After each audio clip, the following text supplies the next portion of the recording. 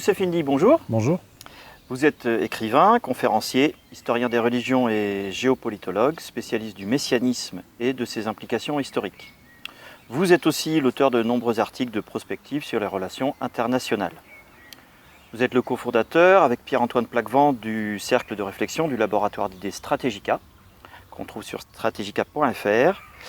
Enfin, vous êtes un contributeur régulier au site d'égalité et réconciliation, notamment par des conférences, des articles aux sujets très variés et par vos interventions régulières dans l'émission de RFM La Marche du Monde avec Yann Purdom. On en est à la 14e émission. Ou par des interventions ponctuelles dans plusieurs émissions, Pourquoi tant de haine, C'est parti mon kiki ou L'Axe de la Résistance. Nous sommes ici en Vendée, au sud de Nantes, pour une conférence intitulée L'État dans la guerre civile mondiale. Précisément, nous sommes au logis de la Chaboterie, ancienne demeure de Charette, qui symbolise la révolte et le martyre du peuple vendéen en résistance à la République. Vous publiez aujourd'hui votre dernier ouvrage en auto-édition chez Strategica, La guerre des États-Unis contre l'Europe et l'avenir de l'État. Il est disponible sur le site de Contre-Culture, à Paris aux librairies Vincent, Albourac et à la librairie de Lorient, bien sûr chez l'imprimeur The Book Edition, et également disponible sur Amazon, la Fnac et Rakuten. Nous souhaiterions dans cet entretien vous poser quelques questions à propos de ce livre et puis ouvrir le champ à des questions plus larges. Je vous écoute. Alors à propos du livre, dans la première partie, il est en deux parties, dans la première partie du livre, vous essayez de cerner les causes de l'immense crise économique sociale qui touche l'Europe de l'Ouest et la France en particulier, et votre recherche vous conduit à analyser le rôle actif des États-Unis dans cette destruction du tissu socio-économique français et européen. Et pour cerner précisément la nature de l'être politique des États-Unis, vous proposez une distinction conceptuelle très éclairante entre l'hégémone et l'impérium, distinction que vous illustrez par la différence entre l'Athènes antique et la Rome antique. Vous appliquez alors cette distinction aux États-Unis. Est-ce que vous pourriez nous en dire un peu plus à ce sujet ? Oui, merci pour cette question et pour l'invitation à tous. Je démarre mon livre, le premier chapitre, après l'introduction qui est plutôt portée sur l'histoire religieuse des États-Unis et sa nature donc politico-religieuse, théopolitique, calviniste, vétérotestamentaire. Donc le premier chapitre commence par une clarification pour expliquer que, selon moi, les États-Unis ne sont pas un empire, contrairement à l'idée communément admise, n'est pas un empire mais un hégémone. Pour en faire la démonstration, je remonte aux deux grands archétypes de domination géopolitique de l'Antiquité, l'archétype impérial, qui est Rome, et l'archétype hégémonique, l'hégémone Athènes. Et donc je dresse un portrait de Rome en tant qu'empire, un portrait d'Athènes, pour mettre en évidence leurs grandes différences dans leur gestion des territoires, des villes, des pays dominés. Ce qui est frappant, c'est que Rome est une puissance, donc un empire terrestre, égalitaire, qui intègre les autres populations à la romanité, jusqu'à la citoyenneté, jusqu'à leur octroyer la citoyenneté, alors que Athènes est profondément endogame, même en dominant des cités sœurs, c'est-à-dire grecques, qui parlent la même langue, qui ont la même culture, etc. Malgré cela, Athènes marque une distinction entre elle et les autres cités. J'appelle ça un ségrégationnisme appliqué aux relations internationales. Autre caractéristique, Rome est donc une puissance terrestre, Athènes est une puissance maritime qui est portée vers la domination du commerce, donc la mer, vers l'hégémonie sans partage et surtout ce qui est important et ce que l'on retrouve comme permanence historique chez les Anglais, chez les Américains, l'utilisation du commerce comme arme, l'embargo, etc. Et donc une indistinction entre le militaire et le civil dans leur façon de faire la guerre. Donc ce sont deux modes de domination totalement différents, et ça me permet d'expliquer aussi, entre autres choses, pourquoi les États-Unis détruisent leurs propres vassaux européens. Pourquoi ils s'attaquent à leurs propres vassaux, alors que l'Empire, par définition, s'étend bien sûr par la guerre puis la pacification et par le commerce et la prospérité des peuples dominés. Or, avec Athènes et comme les États-Unis, on a ce ségrégationnisme entre Athènes et les autres cités dominées qui s'étend aussi au domaine du commerce. Donc spoliation, appauvrissement, etc. Ce qui a conduit à la guerre du Péloponnèse où les cités qui en avaient marre de cette oppression se sont coalisées autour de Sparte pour finalement vaincre Athènes. Merci. Alors dans le livre, effectivement, vous montrez comment les États-Unis sont un hégémone, vous retracez un peu l'historique qui passe par l'Angleterre. Et vous notez que cette hégémonie américaine, elle est historiquement ou bien isolationniste, ou bien conquérante, agressive. Et vous notez que le rôle messianique du protestantisme américain, qui fait basculer les États-Unis de cet isolationnisme vers l'hégémonisme conquérant. Cette analyse rejoint d'ailleurs vos livres précédents sur le rôle de l'idéologie vétérotestamentaire dans les politiques étatiques. L'islam dévoyé, conquérant des frères musulmans ou de Daesh, vous en parlez dans Occident et Islam, tome 1, ou le laïcisme républicain agressif et conquérant en France, vous en parlez dans la mystique de la laïcité. Alors, les forces d'un retour à l'isolationnisme seraient-elles incarnées par Donald Trump ? Est-ce que ces forces vous semblent en mesure de l'emporter sur la tendance conquérante ? Et où se joue en quelque sorte le rapport de force entre ces deux tendances de l'hégémonie américaine ? Alors ce que j'explique, là je vais reprendre cela à grands traits, ce que j'explique c'est que les États-Unis se sont fondés en opposition, plutôt en séparation par rapport à l'Europe. Les pères pèlerins, quand ils arrivent en Amérique, ils considèrent l'Amérique non seulement comme la Nouvelle-Jérusalem, mais aussi comme le monde primordial, une sorte d'Éden, exempt de péché, et un monde du bien qui sera incarné donc, par ce nouveau peuple qui s'est détaché du reste de l'Europe, et même détaché de l'Angleterre, de l'ancien monde corrompu. Donc jusqu'à la fin du 19e siècle, à peu près, les Américains se sont vécus ainsi, c'est-à-dire séparés de l'Europe, maintenant un éloignement strict des affaires européennes, donc la volonté de ne pas se mêler des affaires européennes et d'empêcher les Européens de se mêler des affaires américaines.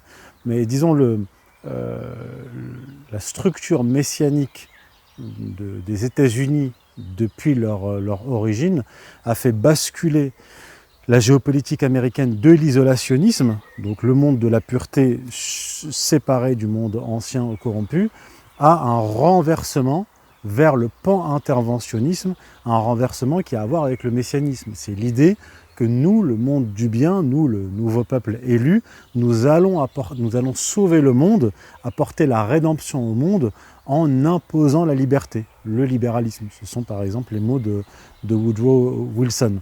Alors que la Première Guerre mondiale fait rage, à Washington, le président américain Woodrow Wilson prononce un discours qui veut clarifier les objectifs de guerre des États-Unis, entrés dans le conflit 8 mois plus tôt. En 14 points, Wilson expose les moyens de mettre fin à la guerre et de rétablir une paix basée sur le droit. 14 points qui expriment d'abord des principes idéalistes sur lesquels se fonde la démocratie américaine, une diplomatie au grand jour, la liberté du commerce et des mers, la démocratie, mais qui proposent aussi un nouvel ordre mondial avec le droit à l'autodétermination des peuples et le projet d'une société des nations. Mais ces deux tendances ont continué à coexister, et à tel point que même jusqu'à George W. Bush, Woodrow Wilson à l'époque et George W. Bush à une époque récente, se sont fait élire sur des programmes isolationnistes. Alors, on sait ce qui s'est passé sous l'ère Bush, sous l'influence des néoconservateurs qui, comme je l'explique dans le livre, ont fait un coup d'État aux États-Unis. L'arrivée de Donald Trump au pouvoir, c'est la volonté de la tendance, cette tendance forte aux États-Unis isolationnistes, de se recentrer sur les États-Unis. Trump a fait sa campagne sur le gaspillage d'argent qu'ont entraîné les interventions à l'extérieur, qui n'ont rien apporté aux États-Unis, et surtout sur le libre-échangisme que les États-Unis ont imposé au monde et qui ont conduit à la désindustrialisation des États-Unis. Dès les premiers jours de son mandat, le nouveau président américain promet des réformes au pas de charge pour son pays. Nous allons reconstruire nos autoroutes, nos ponts, nos tunnels, nos aéroports, nos écoles, nos hôpitaux. 1000 milliards de dollars d'investissement dans les 10 ans pour relancer l'économie. Son ambition, 4% de croissance par an et la création de 25 millions d'emplois. Donc c'était un isolationnisme d'autant plus justifié que les États-Unis étaient en fort déclin. Plus leur interventionnisme était important et plus leur déclin s'accélérait. Et ce à quoi on assiste et à quoi on a assisté durant le mandat Trump, c'était une sorte de guerre civile froide aux États-Unis. Une guerre civile au sommet de l'appareil d'État, au sein de l'oligarchie. Une tendance, disons, productiviste, protectionniste et isolationniste, qui veut se recentrer sur les États-Unis. Et Make America Great Again, c'est l'idée qu'on va réindustrialiser et se relancer économiquement, à l'impérialisme, enfin, l'hégémonisme néoconservateur qui est couplé à l'économie fictive, au monde de la finance. Donc je ne sais pas comment cette histoire va se terminer, mais ça pourrait conduire à une confrontation violente aux États-Unis, voire à des mouvements sécessionnistes aux États-Unis, comme par exemple le Texas qui a des velléités indépendantistes par rapport au reste des États-Unis qui s'appauvrit. Et comme c'est un État fédéral, eh bien, les États les plus pauvres vont ponctionner les États les plus riches. Donc ça peut se terminer Là, c'est une guerre civile froide, mais qui peut monter en température. La seconde partie de votre livre est consacrée à la notion d'État, de sa genèse à aujourd'hui, à la question de sa place et de son pouvoir aujourd'hui dans le monde. Un point central de l'évolution de l'État en France et en Allemagne est le passage d'une souveraineté divine à une souveraineté humaine à la fin du Moyen-Âge, ce qu'on appelle la sécularisation. On retrouve dans cette transition, là encore, le rôle du protestantisme.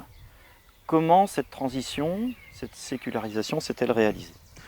Alors, je vais essayer d'être court parce que c'est une longue histoire. Je retrace l'histoire de la sécularisation même avant la réforme protestante.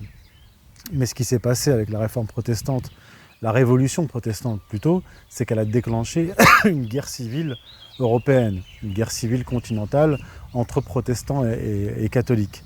Cette guerre civile a conduit à l'affaiblissement de nombreux États, notamment de la France, du roi de France, qui s'est retrouvé confronté en France à une cinquième colonne, à un État dans l'État, comme disait Jacques Bainville, et qui a dû, grâce notamment aux théoriciens, aux jurisconsultes et théoriciens de l'État, Jean Bodin, renforcer son pouvoir. Donc en fait, la sécularisation, la naissance de l'État moderne se situe là, c'est-à-dire à l'époque de Jean Bodin, avec son fameux livre publié en 1576, Les 6 livres de la République, donc qui théorise une souveraineté de l'État.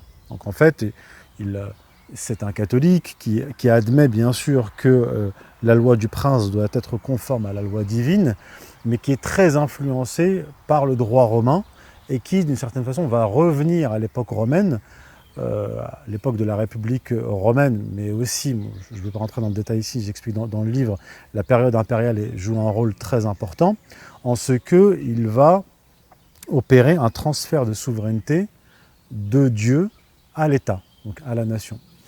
Ce qui a une implication extrêmement importante, parce que si l'État est souverain en lieu et place de Dieu, pour commencer, il peut, ça n'a pas été fait à l'époque parce que les États étaient chrétiens, les populations étaient chrétiennes et les rois étaient chrétiens, mais Bodin a ouvert la boîte de Pandore, et lors de la Révolution de 1789, c'est là que la nation va officiellement devenir souveraine. Or, la souveraineté, c'est quoi ? La racine, c'est qu'il n'y a rien de supérieur, c'est ce qui est supérieur à tout. Et donc, si l'État est souverain en lieu et place de Dieu, il peut abolir la loi divine, la loi naturelle, et la remplacer par la loi qu'il désire. Si vous avez des dirigeants qui sont encore saints d'esprit, ça va. Mais si vous avez des dirigeants à la tête de l'État, de cet état d'émurge divin qui sont dégénérés, eh bien ça va vous donner des lois qui sont antinomiques, qui violent les lois naturelles et les lois de Dieu, et donc qui autorisent le mariage homosexuel, le changement de sexe, etc. Donc ça a des conséquences extrêmement graves. Donc ça part de la guerre civile entre protestants et catholiques en Europe, ça mène à l'État souverain qui va donner la fameuse phrase apocryphe de Louis XIV, « l'État c'est moi », donc qui s'émancipe du pouvoir spirituel du pape, un mouvement qui avait déjà commencé auparavant. Il y a une date clé en France, c'est l'époque de Philippe le Bel, mais j'explique quand même dans le livre que les racines sont plus anciennes encore. Donc un État qui s'émancipe du pouvoir de l'Église, du pouvoir spirituel du pape, et qui peu à peu va s'émanciper même de la loi divine, de l'autorité divine, et va nous mener aux conséquences actuelles.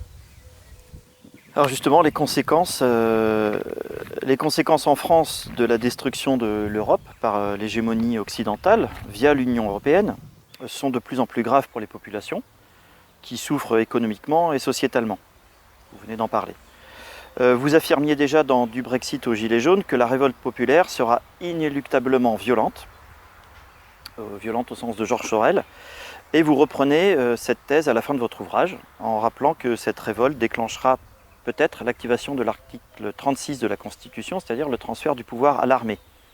L'état de siège. L'état de siège. Pensez-vous que des voies de sortie légalistes ou électoralistes, on peut penser à Asselineau, le RN, Reconquête, les Patriotes, soient inutiles ou même consciemment ou non au service de l'hégémone américain? Et les mettriez-vous toutes sur le même plan? Alors, pour commencer, on ne peut pas toutes les mettre sur le même plan. Le rôle du RN est différent de celui des Patriotes, qui est différent de celui de François Asselineau. Le RN, en fait, s'intègre, là on le voit maintenant, c'est flagrant, mais j'en avais parlé avant l'élection même, s'intègre dans un parti unique. Vous avez un parti unique avec une aile gauche, LFI, et une aile droite, LR et RN, et un centre de contrôle macrono-rothschildien. En gros, c'est ça. Donc on est dans un État piloté par une oligarchie et un parti unique, et qui font semblant de s'opposer sur des points de détail, mais sur l'essentiel, ils sont tous d'accord. Ils sont d'accord sur l'euro, ils sont d'accord sur l'Union européenne, ils sont d'accord sur l'OTAN, ils sont d'accord sur le Covid, ils sont en désaccord sur les points de détail de la gestion covidienne, mais ils n'ont pas remis en question la tyrannie covidienne ni le narratif covidien, et ils sont d'accord aussi sur la question de la guerre en Ukraine, donc alignés sur les États-Unis.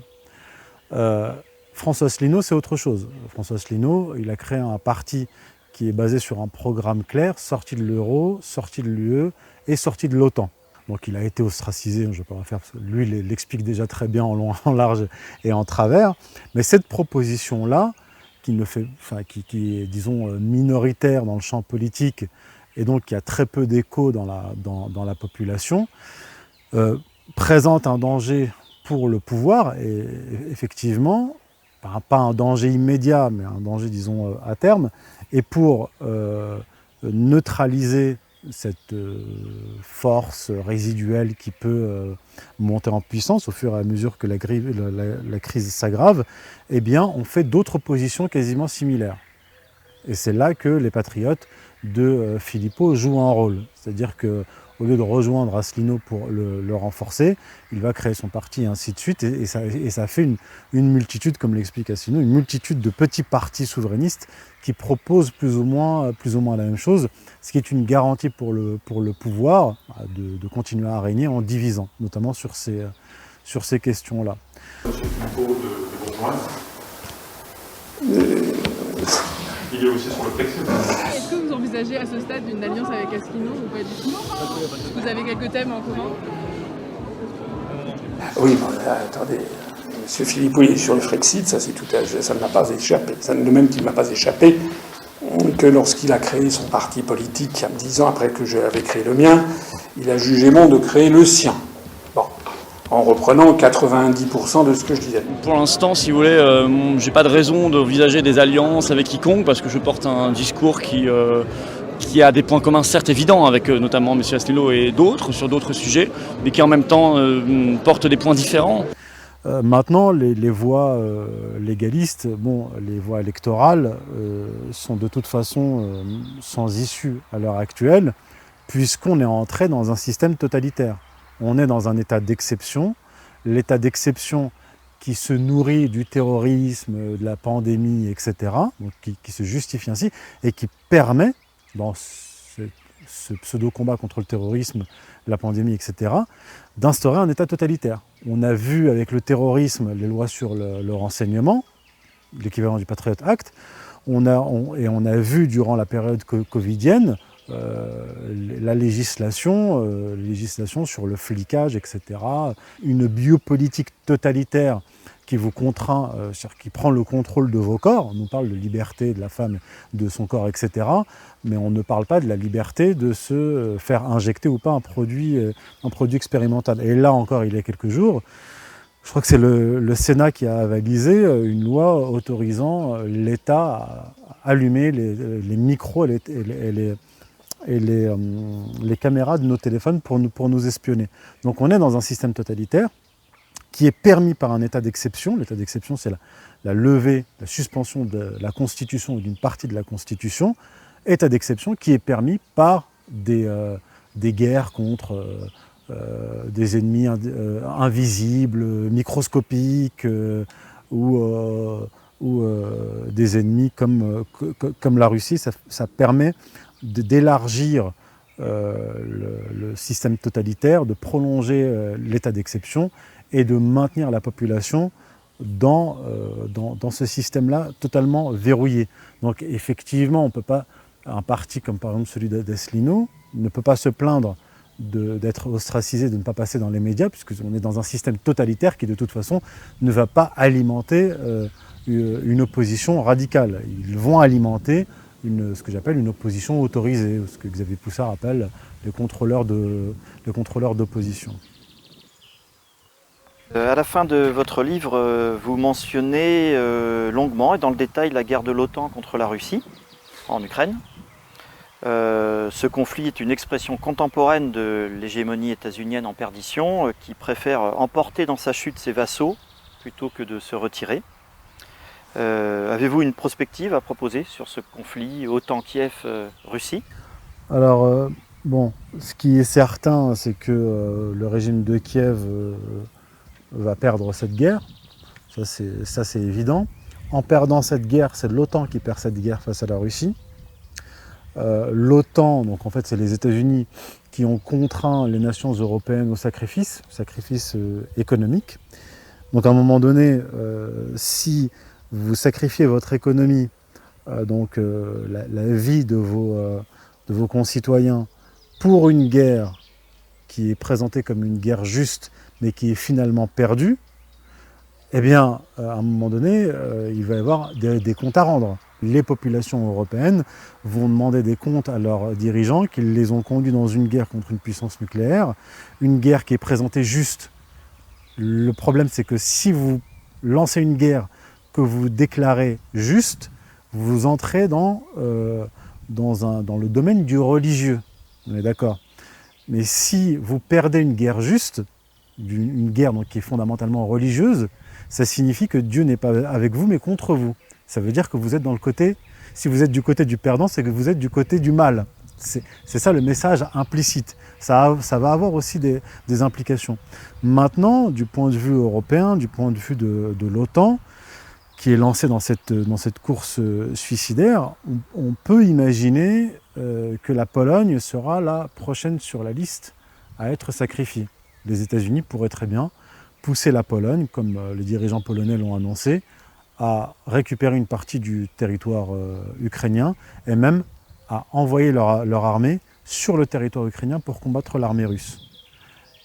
En espérant, du point de vue polonais, que l'article 5 de la charte de l'OTAN soit activé. Or, l'article 5 de la charte de l'OTAN ne peut être activé que si un membre de l'OTAN, c'est-à-dire que l'article 5 engage tous les membres de l'OTAN dans une guerre pour soutenir un autre membre de l'OTAN. Mais si c'est un membre de l'OTAN qui déclenche les hostilités, l'article 5 ne peut pas être déclenché. Donc les États-Unis peuvent très bien pousser les Polonais, les dirigeants polonais qui sont des va-t-en-guerre, dans une guerre contre la Russie, ce qui prolongerait donc les hostilités et qui renforcerait du point de vue des États-Unis et du Politburo de Bruxelles l'Union européenne comme une espèce de forteresse tyrannique, totalitaire, qui serait censée protéger les Européens de la menace russe. Donc prolonger les hostilités contre la Russie, c'est maintenir ce narratif et maintenir un ennemi extérieur qui est censé maintenir la cohésion intérieure. Or, les dirigeants occidentaux, les dirigeants européens mènent à la fois une guerre intérieure contre leur peuple et une guerre extérieure contre la Russie. Et c'est extrêmement dangereux parce que vous ouvrez deux fronts. Et donc, vous faites des Français, par exemple, et des Européens, les alliés objectifs des Russes. Bien, et une dernière question, Youssef Indy. Donc, nous avons dit que nous étions ici dans un lieu symbolique des guerres de Vendée, donc au sud de Nantes, en Vendée. Les guerres de Vendée, c'était le massacre du peuple français chrétien par la République, dont vous avez longuement fait la jeunesse dans la mystique de la laïcité. Que vous inspire le fait d'être ici en lien avec cette idée d'hégémon américain qui détruit l'Europe et la France? Alors, je ne ferai pas un lien directement avec l'hégémon états-unien, mais plutôt avec la situation de la France actuelle. La France qui est engouffrée dans le vide athéiste. Et c'est vrai que c'est cette région-là qui a le plus résisté à cette révolution athéiste, qui en fait portait une religion qui ne disait pas son nom, qui a fini d'abattre sur la durée le catholicisme. Et je discutais avec un des organisateurs de la conférence justement, et qui m'expliquait que Nantes était devenue une sorte de foyer, de fief du gauchisme. Donc là, renversement historique, c'est-à-dire que le fief, disons, du catholicisme résistant est devenu le fief du gauchisme. J'en parlerai peut-être durant la conférence. On peut faire le lien, enfin le parallèle avec la ville de San Francisco, qui est dirigée par un maire, je crois, mairesse, qui a littéralement détruit sa ville en empêchant pendant un certain nombre de mois ou d'années la police même d'intervenir, et a pris 150 millions de dollars dans le budget de la police pour l'injecter dans les associations d'aide aux minorités sexuelles, noires, etc. Donc explosion de la délinquance. San Francisco fait la une des médias pour autre chose que ces petites maisons accrochées aux collines. Une très inquiétante montée de la criminalité. Nouvelle fusillade hier sur Market Street. Le vol en bande organisée, un problème majeur. Ces overdoses arrivent un peu partout dans la ville.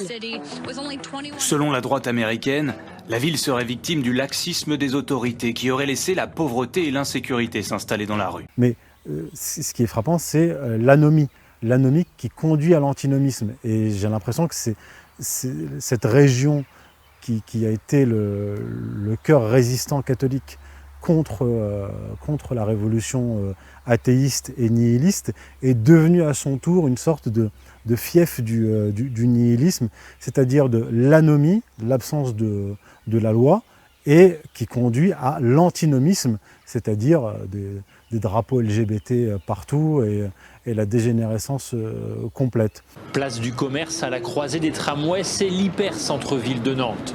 Victoire habite ici depuis 3 ans, aux premières loges d'un spectacle devenu son quotidien. On voit les délinquants, la vente de drogue, de cigarettes. Avec ses voisins, Victoire a multiplié les vidéos et photos devant l'entrée de son immeuble pour alerter. Aujourd'hui, elle a pris une décision plus radicale. Je déménage. J'ai fait un burn-out cet hiver parce que c'était trop. Mais j'ai pas envie de terminer sur une note pessimiste, parce que ce qu'on avait vu par exemple avec le mouvement des Gilets jaunes, et là on parle de toute la France, c'est un désir de réunion, de faire cohésion. Et au-delà du combat économique et social, de la survie économique, c'est surtout un désir d'exister au sens spirituel du terme. Et je pense que ce n'est que le début, et qu'il y a une quête de sens pas seulement de sens politique, mais de sens métaphysique, et qu'il est possible de réinsuffler l'esprit traditionnel religieux à cette population en quête de coagulation et d'union. Youssef Indy, merci beaucoup d'avoir accordé cet entretien à Égalité et Réconciliation. Bon séjour dans notre région et bonne conférence. Merci à vous.